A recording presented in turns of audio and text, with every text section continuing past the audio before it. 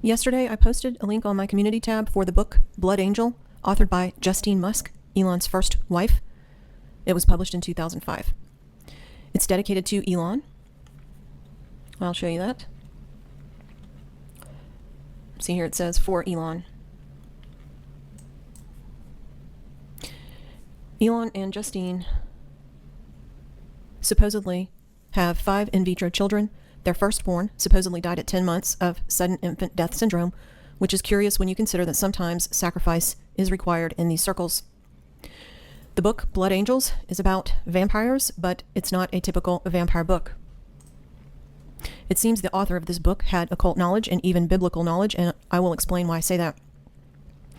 The main vampire character in the book, named Kai, is revealing his identity to the other main character, Jess, who's just finding out that she is part of this special bloodline.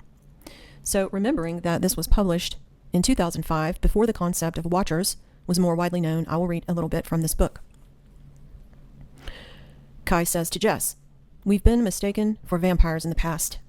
Then Kai goes on to explain to her what Gary Wayne says that the royals actually believe, which is that they are descended from the Watchers. Kai says, "Some of my people believe that we are direct descendants of the Watchers, those angels who came down to mate with human women." Jess gulped. "Angels," she said. Kai says, "Those women gave birth to a race of giants. I don't know if you ever heard this story. The giants ate everything, the animals, their parents, and each other." Jess says, "I thought this was just a myth." Kai then explains. He says, "It might well be, it might be seated in some truth, however distorted. Some of these children, these giants, were destroyed in a great flood. The survivors scattered throughout the world and continued to mate with humans. A segment of that group became isolated in the mountains and slowly evolved into us. We were a people of great wisdom and power, and appetite and lust. There's a dark side to our nature that must be controlled, and we controlled it for a very long time. We were nomads. Our name, Sage, S-A-J-A-E, translates roughly as wandering ones. We mingled freely and openly with the world. We, or at least the majority of us, promoted peace, knowledge, and healing. It was a good time for us. When we were at our finest, or highest, at least that's how the stories go. After Rome fell, although it didn't really fall, it was a much more complicated process than that. The Sage went deep into the desert and created our own city, the Labyrinth. The old values of teaching, healing, learning fell away. Our darker appetites began to assert themselves, and those who were powerful began to separate themselves from those who were not. And through the generations, the magic changed and became more a commodity, a marker of power and status, no longer taught freely, no longer shared without price. The ruling bloodlines had established themselves. The Labyrinth was founded on magic. But as magic became more and more confined to a power elite, people were forced to live much differently from before. Manual labor became necessary, and that brought in the slave trade." So when I read that, my jaw dropped, and I basically read the entire book last night, skimming through some parts, but read enough to get the gist of it. So I posted the link to the book on my community tab last night, but it seems that link is not accessible from a phone, but I can access it from, the laptop. So I'm going to, by the way, I'm going to show you guys how to find a laptop, but then you pick different files, ancient bloodlines descending from Watchers, which we already read about. You have magic, specifically the magic gene used by the bloodlines.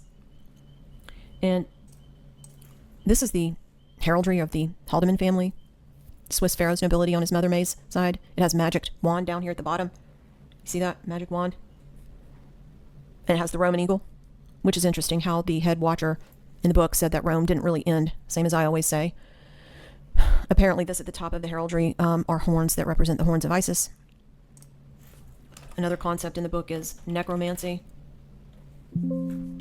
which is supposed to be Jess's specialty. Vampires is another concept. Dream lines is a major theme in the book, and it seems to me what these people describe as astral projection, but in the book they describe it as a pathway of light and energy that cuts through the border realms and links souls, kind of like the Hitchhiker's Guide to the Galaxy, Elon's favorite book that he talks about all the time, basing the founding date of XAI, his company, on that book, and also featuring it in his Space Roadster. And by the way, the author of that book was into psychedelic mushrooms, like I suspected. That was what his book was about, because this is a pattern of the witches, which I talk about all the time. There are many themes in those writings that are suggestive of acquaintance with psychedelic mushrooms. One theme is ultimate perspective vortex, which was inspired by psychedelics, and most of the experiences from the infinite improbability drive are also inspired by psychedelics in that book. Hitchhikers is also a theme in this book, Blood Angels. In the book, the Watchers live on energetic ley lines. There are themes of pedophilia. Demons. There's a demon in the book.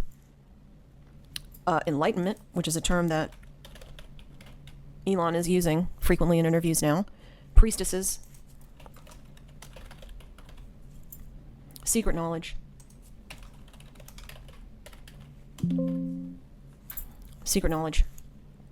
Tarot cards. Psychedelic drugs, meditation, and the slave trade. Slave trade. Apparently the Haldeman family had involvement in the child slave trade in Switzerland. Other concepts are wealth and secret bank accounts in Sweden. So, Justine Musk attended Queen's University in Ontario, Canada, which is also where Elon attended, and maybe they met there. The Church of Scotland established Queen's College in 1841 via royal charter from Queen Victoria. My guess is that certain people learned certain things there, kind of like Cambridge and Oxford. Also, considering the Watcher theme in the book Blood Angels, as it relates to the Tuatha De Danann and Nephilim that Gary Wayne talks about all the time, is it any wonder that Grimes, his most recent partner, would be photographed as an elven fairy vampire? I think she may have been pregnant here with their first child, I'm not sure. But she does have a Fae tattoo, F-A-E, which means fairy, and gave her children's names elven spellings, like she said in an interview, where the spelling of those names have the A connected to the E. So the main antagonist in the book is a skinny, vampiric female with white blonde hair that was, quote, cropped short and muscled up, which sounds like a physical description of Mae Musk, Elon's mother, which is kind of funny considering that would have been her mother-in-law at the time, Justine's mother-in-law at the time. But this book was published while they were married. Her and Elon were married. In 2005 is when it was published, and they divorced after that. So I don't even know how to end this video except to say that maybe Kai represents Elon, I'm not sure. But again, quoting from the book, Kai says, "Some of my people believe that we are direct descendants of the Watchers, those angels who came down to mate with human women." So they're blood angels. And based on everything else we know about Elon, his family lineage, his former and current mate, and his beast system companies, even the tunnel boring company that most people don't even talk about, to me this book seems like a very big deal. And given the context of the products Elon is pushing onto the public as part of the beast system, I would say this is something that people should be aware of. Even if the people aren't getting Neuralink or driving Teslas, a lot of people do have Starlink, and I think it's all fallen angel tech, and I would get rid of that so fast if I found this out, although it's hard to wake people up because you have to consider all the context, and just showing someone this book is not really going to do it. It's difficult. I will try to make a playlist titled Elon so that all of my research on him is in one place. Thanks for listening.